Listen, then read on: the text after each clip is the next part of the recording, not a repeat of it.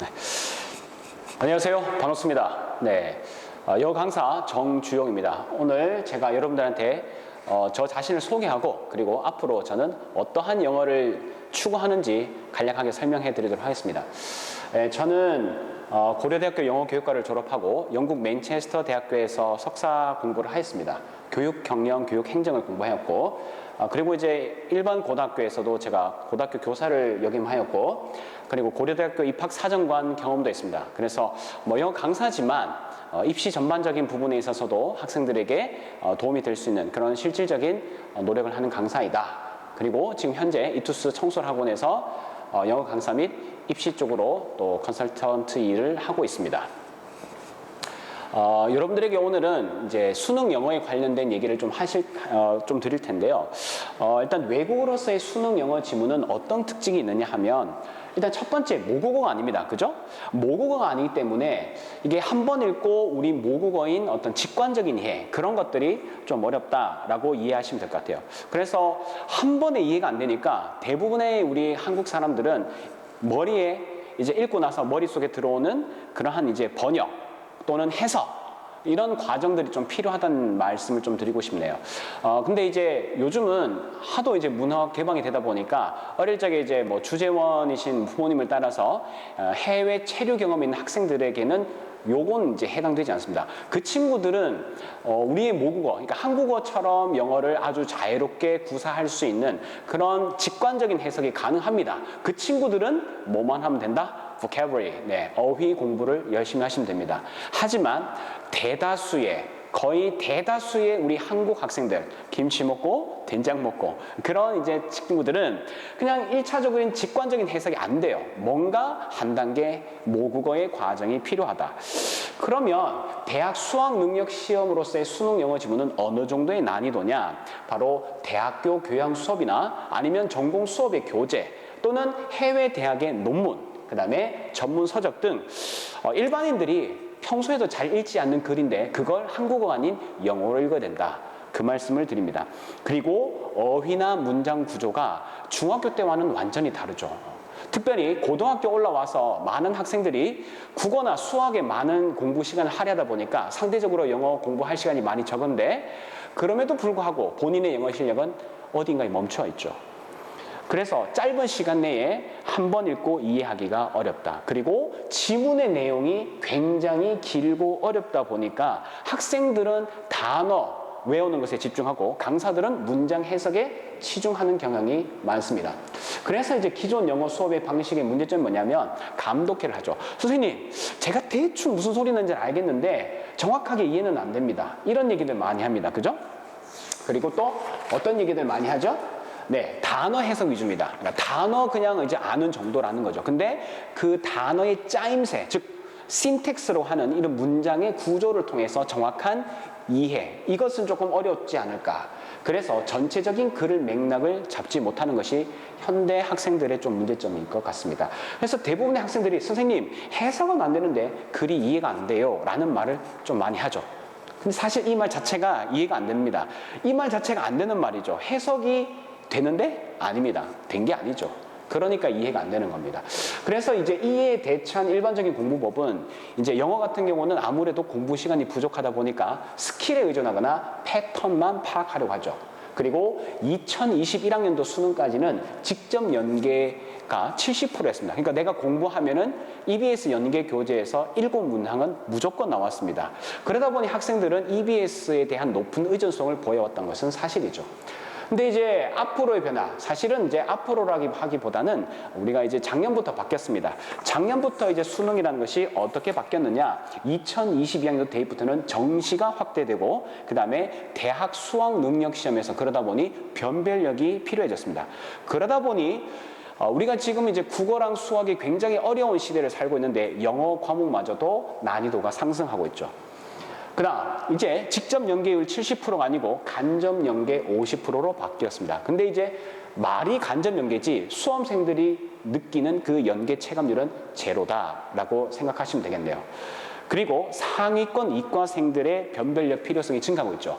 작년에 약대 1,800명 정도를 우리가 추가로 모집했습니다. 그러다 보니 이 이과에 있는 의대, 치대, 한의대, 수의대, 약대를 지망하는 학생들을 그 세밀하게 나눠줘야 된다. 그러니까 국어도 좀 등급을 갈라주고 수학도 갈라주고 그리고 가능하면 영어 과목에서도 좀 갈라줬으면 좋겠다. 그런 이제 필요성이 증가하고 있죠. 그리고 정시에서 상위 15개 대학에서 1등급과 2등급의 간극이 커졌습니다.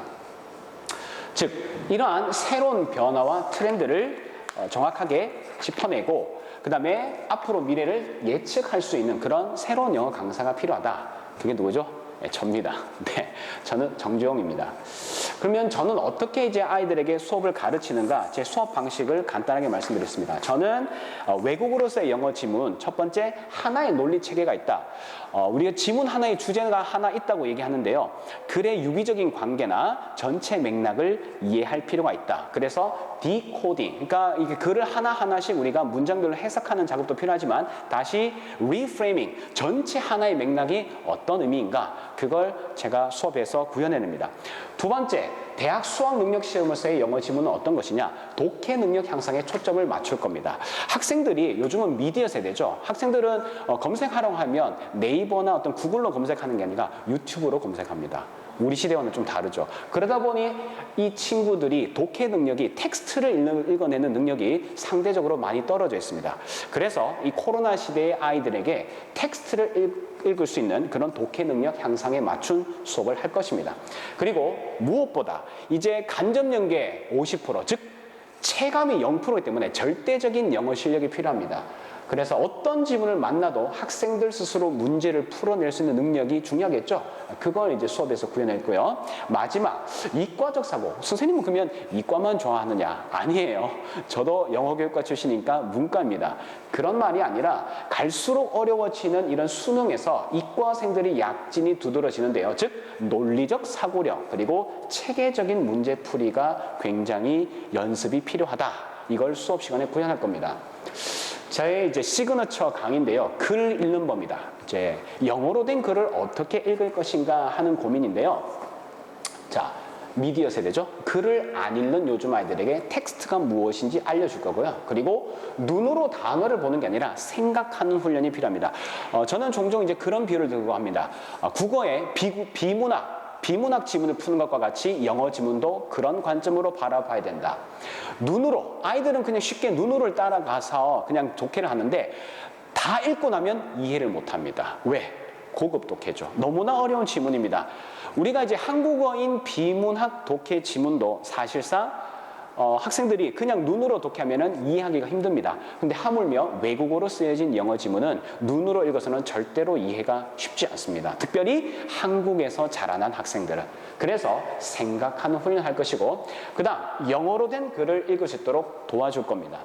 그래서 체계적인 프레임을 가지고 어떤 글이든 소화해낼 수 있도록 하는 강좌고요.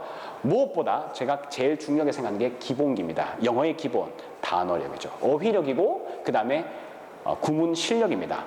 이러한 단어들을 짜임새 있게 어떻게 문장에서 구현하는가 그게 구문인데요. 영어 시험에서 실용적이고 도움이 되는 강좌입니다. 자, 그래서 제 주제별 수업을 보면 이제 어떤 수업들이 있느냐 좀 말씀드릴 텐데요.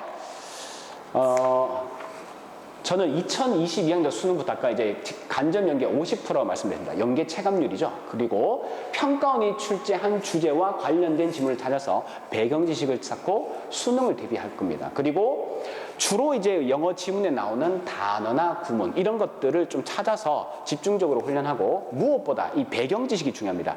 우리도 내가 알고 있는 배경 지식, 뭐 저는 이제 교육 쪽이니까 또는 영어 쪽이니까 그런 쪽에 관련된 지문을 많이 읽었겠죠. 그러면 내가 알고 있는 그런 내용적 지식 그리고 이러한 내용을 쓸 때 어떤 식으로 글을 쓸 것인가, 글을 어떤 식의 구조를 짜임새 있게 쓸 것인가, 구조적인 그러한 배경 지식 이 두 가지를 학생들에게 가르칠 겁니다.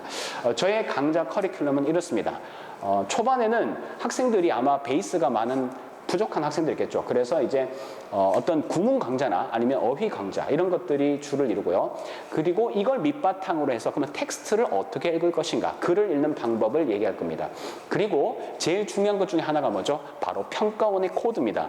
기출 지문들이 어떤 식으로 지금까지 학생들에게 평가를 해왔는가, 그 시험 출제 원리를 볼 것이고, 그리고 제일 중요한 거죠. 학생들이 많이 틀리는 부분이 바로 30번대 지문입니다. 그 약점을 우리가 어떻게 논리적으로 풀어갈 것이고, 그리고 마지막에 수능 직전에 대해서 실전적인 모의고사를 풀어볼 겁니다.